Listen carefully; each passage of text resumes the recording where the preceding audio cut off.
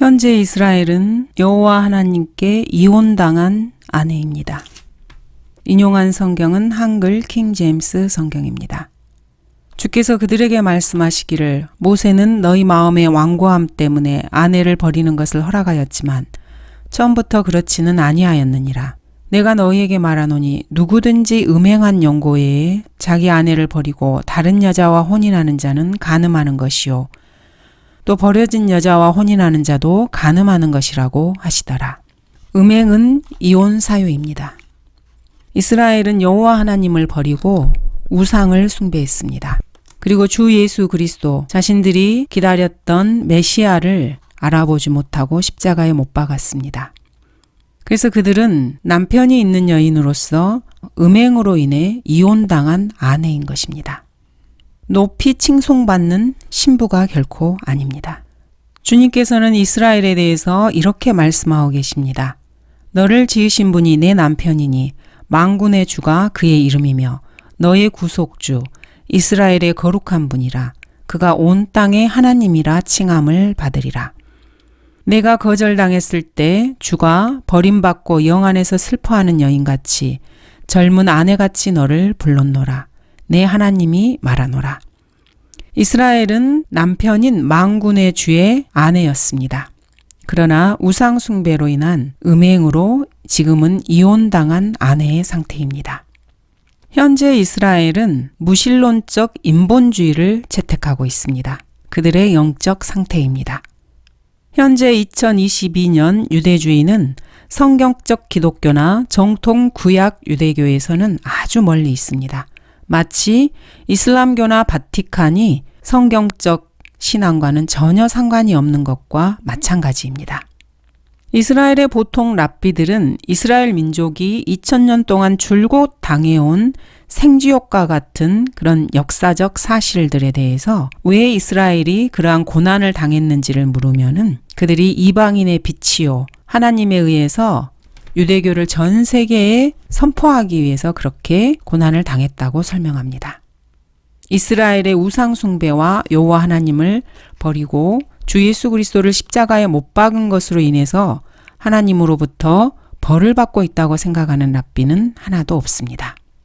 유대 민족이 살아남은 것은 그들이 국가의 지극히 귀중한 존재, 즉 신성 로마 제국의 아주 귀중한 존재여서 그렇다고 생각합니다. 또한 유대 민족이 흩어진 것은 이스라엘이 이방 민족에게 유일신간을 가르치고 인류의 형제됨을 가르치기 위함이라고 말합니다. 하나님께서 이스라엘에게 벌을 내리시는 것과는 전혀 상관이 없다고 말합니다.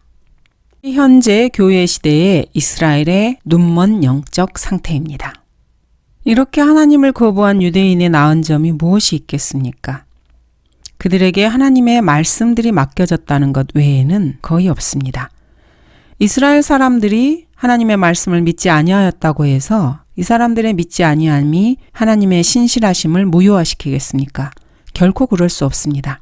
왜냐하면 하나님은 참되시지만 사람은 모두가 다 거짓말쟁이이기 때문입니다.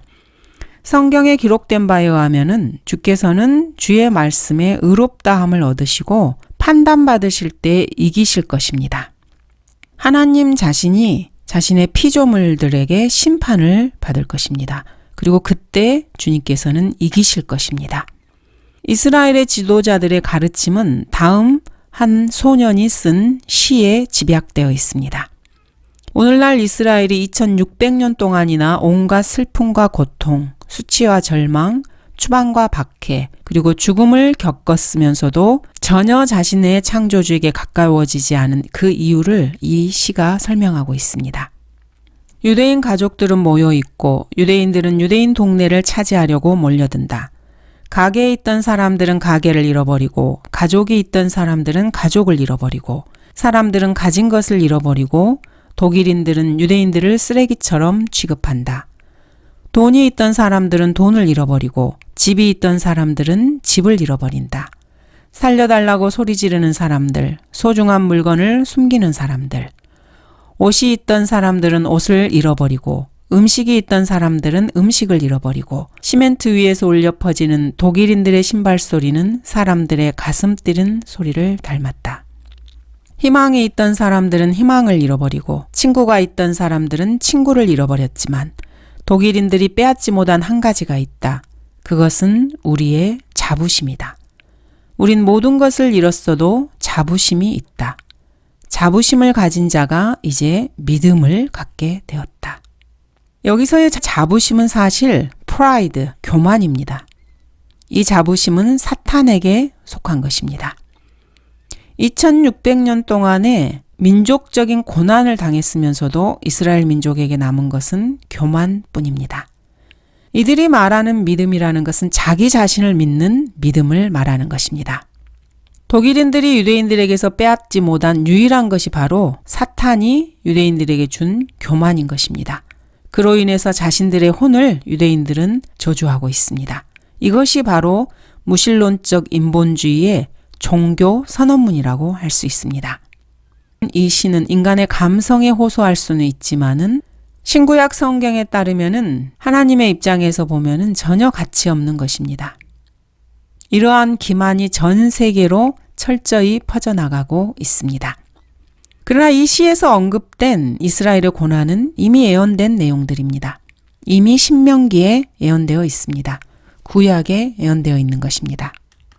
내가 들어올 때에도 너는 저주를 받을 것이요 또 내가 나갈 때에도 너는 저주를 받으리라. 주께서는 내가 나를 버린 내 행위들의 사악함으로 인하여 내가 행하려고 내 손을 대는 모든 일에 내가 패망할 때까지와 또 내가 속히 망할 때까지 내게 저주와 괴로움과 질책을 내리시리라. 유대인들이 이러한 고난을 받을 것이라는 것은 이미 성경에 예언되어 있습니다. 그리고 성경은 이루어졌습니다. 그런데도 유대인들은 스스로의 입으로 자신들에게 남은 것은 자부심뿐이라고 말하고 있습니다. 이 자부심은 프라이드, 교만입니다. 성경은 교만에 대해서 이렇게 말씀하고 있습니다. 교만은 멸망에 앞서 있으며 거만한 영은 몰락에 앞서 있느니라. 이들에게 남은 이 자부심으로 인해서 이들은 멸망할 것이고 이스라엘은 몰락하는 것입니다. 독일인들도 결코 이스라엘에게서 빼앗지 못한 이 자부심, 이것은 바로 교만의 왕인 사탄에게서 나온 자부심입니다. 이들이 결코 진리를 발견할 수 없는 것은 인간을 창조하신 창조주께서 주신 영적 소경됨에 기인한 것입니다. 왜냐하면 그 사람 마음의 상태가 악하기 때문입니다. 하나님께서는 사람의 마음의 상태에 따라서 심판을 하십니다. 주님께서는 에스겔에게 임하셔서 이렇게 말씀하십니다. 인자야, 이 사람들은 자기들의 마음속에 자기들의 우상들을 세워놓고 그들의 얼굴 앞에 그들의 죄악의 방해물을 놓았으니 그들로 내게 조금이라도 묻게 하랴. 그러므로 그들에게 고하고 그들에게 말하라. 주 하나님이 이같이 말하노라. 자기 마음속에 자기 우상들을 세우고 자기 얼굴 앞에 자기 죄악의 방해물을 놓고 선지자에게 나오는 이스라엘 집의 각 사람에게 나 주가 그의 우상의 많음을 따라 나오는 그에게 응답하리니 이는 그들이 그들의 우상들로 인하여 모두 나를 배반하였기 때문에 내가 그들 자신의 마음에 있는 이스라엘 집을 취하려 함이라. 이스라엘 집의 각 사람이나 이스라엘 가운데 기거하는 타국인 중 그 누구라도 나로부터 자신을 분리시켜 마음속에 자기 우상들을 세우고 자기 얼굴 앞에 자기 죄악의 방해물을 두고 나에 관하여 묻고자 선지자에게 나오는 자는 나 주가 친히 그에게 응답할 것임이니 내가 그 사람을 대적하여 내 얼굴을 두어 그로 표적과 잠언이 되게 할 것이요 또 내가 그를 내 백성 가운데서 끊으리라. 그러면 너희는 내가 주인 줄 알리라. 만일 선지자가 속아서 어떤 일을 말하였다면 나 주가 그 선지자를 속인 것이니 내가 내 손을 그에게 펴서 내 백성 이스라엘 가운데로부터 그를 멸할 것이라. 그들은 그들의 죄악의 형벌을 담당하리라. 선지자의 형벌은 그에게 구하는 자의 형벌과 같으니라. 말씀을 전하는 종교 지도자들과 그것을 듣는 백성이 같은 죄를 범하고 있습니다.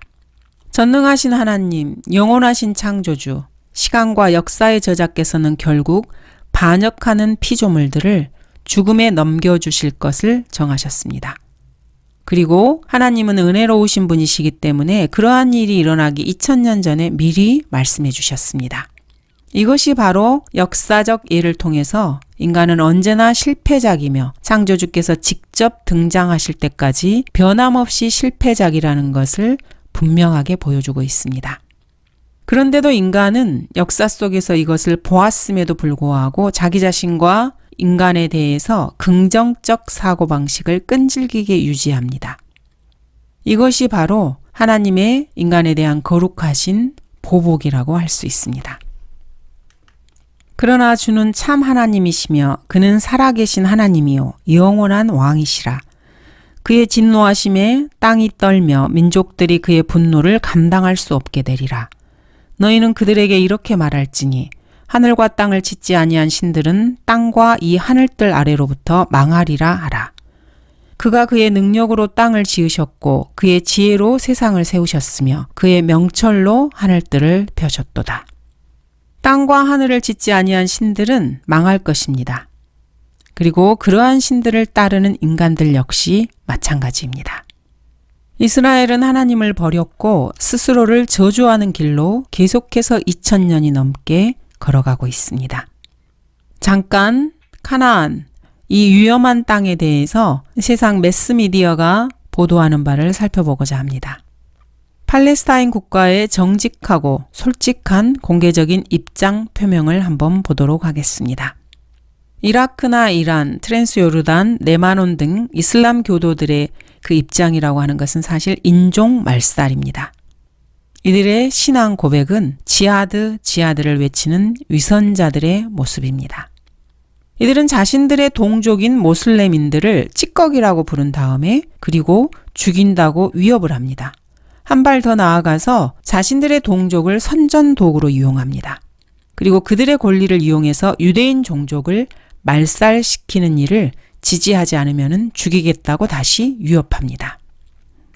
이것이 바로 팔레스타인 국가입니다.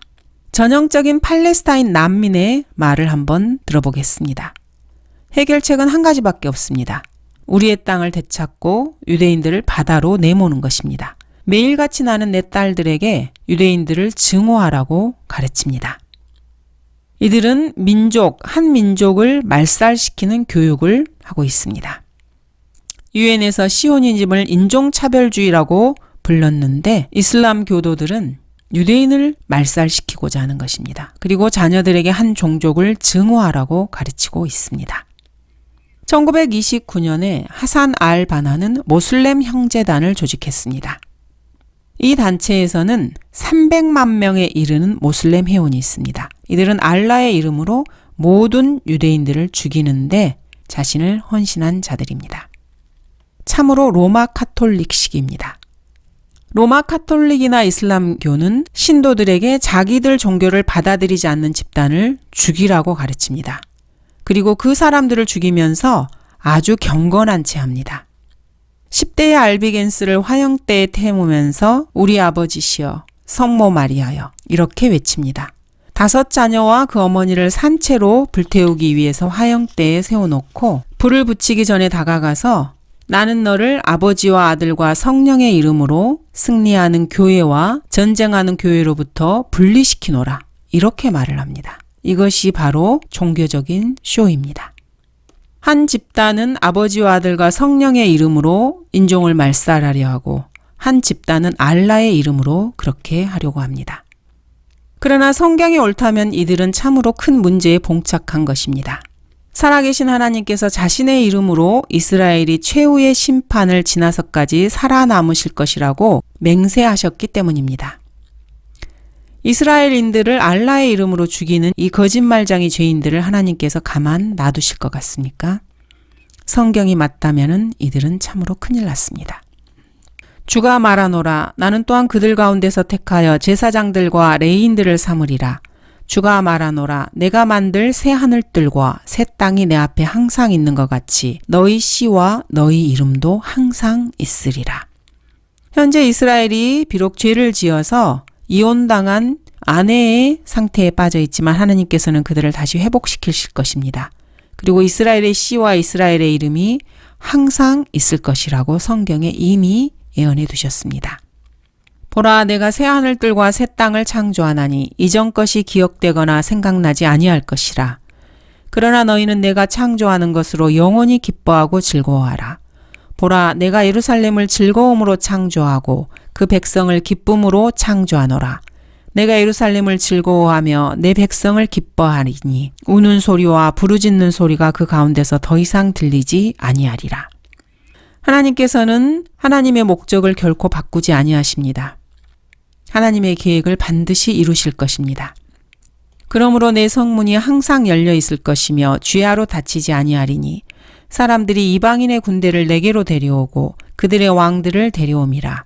너를 섬기지 아니하는 민족과 나라는 멸망하리니 정녕 그러한 민족들은 완전히 황폐하리라. 여기서 너는 이스라엘을 말합니다. 천년왕국 이후로 이스라엘 민족을 섬기지 않는 그런 민족은 황폐하고 망할 것입니다. 너를 괴롭혔던 그들의 아들들로 몸을 굽혀 내게로 나올 것이며 너를 멸시했던 모든 자들도 다 내 발 아래 엎드릴 것이요 그들이 너를 주의 도성이라 이스라엘의 거룩하신 분의 시온이라 부르리라. 물론 여기서 너는 이스라엘을 말합니다. 이스라엘은 반드시 회복될 것입니다. 유대인들을 죽이겠다고 지아들을 외치기 전에 성경의 이러한 기록들을 살펴보는 것이 자신의 신상에 좋을 것입니다. 그러나 이들은 성경을 읽지 않고 믿지 않았기 때문에 유대인들을 계속해서 박해했습니다. 1956년 알제리에서는 모슬렘인들이 유대인 상점을 약탈했고 1960년에는 유대인 묘지들을 더럽혔습니다. 물론 알라의 이름으로 말입니다. 그리고 대회당을 파괴시켰습니다. 1965년에는 유대인들을 보호하는 모든 권리가 박탈당했습니다. 그리고 누구든지 유대인을 약탈하고 때리고 죽일 수 있게 되었습니다. 유엔이나 세상 나라들은 아무것도 하지 않고 이 일에 대해서 침묵만 지키고 있었습니다. 역사 속에서 유대인이 당하는 이러한 고난, 이런 것만 등장하면은 그렇게 인권을 말하고 민권을 말하는 유엔이나 세상 나라들의 인권운동가들은 모두가 다 침묵을 지키게 됩니다. 1936년에서 1945년 독일과 오스트리아에서도 그랬습니다. 1949년 아프가니스탄에서 수백만의 아프간인들이 죽어나가도 유엔은 그 일에 개입하지 않겠다는 방침을 세웠습니다. 왜냐하면 살인자인 공산 러시아가 유엔 안전보장이사회의 영구 회원국 중 하나였기 때문입니다. 1967년 리비아에서 유대인 18명이 죽고 수천 명이 나라에서 쫓겨났습니다. 출국 당시에 여행 가방 하나와 미국 돈으로 30불밖에 지참할 수 없었습니다. 1970년에는 유대인들의 전 재산이 아무런 보상 없이 압수당했습니다. 그런데 이러한 유대인 난민들의 피난에 대해서 TV나 라디오 신문에서는 전혀 말하지 않습니다. 뉴스 미디어는 침묵을 지키는 것입니다. 코소보 모슬렘인들과 크로아티아 로마 카톨릭 난민에 대해서는 그렇게 떠들어대면서 말입니다. 현대인들은 정보를 얻기 위해서 성경을 버리고 라디오, TV, 잡지, 인터넷, 신문으로 달려갑니다. 그래서 참으로 잘 속고 전적으로 무지한 상태가 되는 것입니다. 1974년 뉴욕 시내에 무장한 친러시아 아랍인 테러리스트가 나타났습니다. 테러리스트와 이스라엘 사이에 두 번의 전쟁이 있은 뒤에 일어난 일이었습니다. 등장한 인물은 1964년에 세워진 세계 최대의 테러 기관 피에로의 두목이었습니다. 그런데 수십 개국의 대표에게서 기립박수를 받았습니다. 무슨 일로 기립박수를 받았겠습니까? 아라파트는 살인자의 거짓말쟁이이고 다른 민족뿐 아니라 자기 민족도 속이고 약탈한 그런 사람이었습니다. 그런 아라파트가 유명하게 된 것은 이스라엘 민족을 다루는 구약의 500개 성경 구절을 제거하기 위해서 하나님께서 보내신 인물이라는 점이었습니다. 아라파트는 오만하게 하나님을 못 오가는 연설을 유엔 총회 단상에서 했습니다. 하나님께서는 이렇게 나라들을 불태우기 위해서 함께 하나로 모으시는 것입니다. 추수 때까지 둘 다 함께 자라도록 두었다가 추수 때에 내가 추수꾼들에게 말하여 먼저 독보리들을 모아서 불사르기 위하여 단으로 묶고 곡식은 내 곡간으로 모아드리게 하리라고 하니라. 독보리들을 이렇게 단으로 묶어서 불사르기 위해서 하나로 모으고 계시는 것입니다. 주가 말하노라. 그러므로 너희는 내가 일어나서 먹이로 삼는 날까지 나를 기다리라. 이는 내 결심이 민족들을 모으는 것이니 내가 왕국들을 모아서 그들 위에 내 분노 곧 나의 모든 경노를 쏟으리라. 이는 온 땅이 내 질투의 불로 삼켜질 것임이라.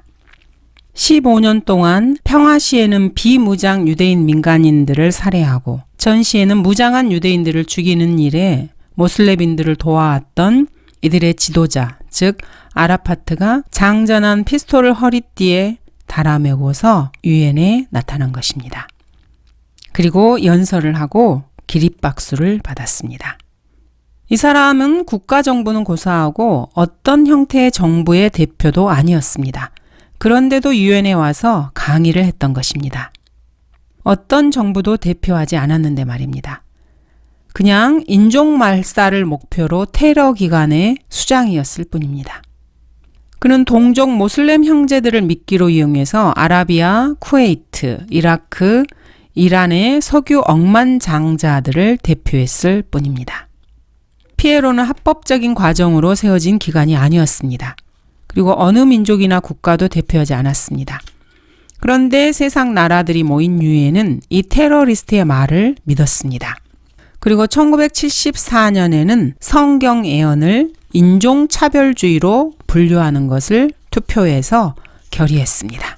즉 성경은 이렇게 말씀하고 계십니다. 이것을 투표로 인종차별주의로 결의한 것입니다. 그러므로 나와 이야기하는 천사가 내게 말하기를 너는 부르짖어 말하기를 만군의 주가 이같이 말하노라.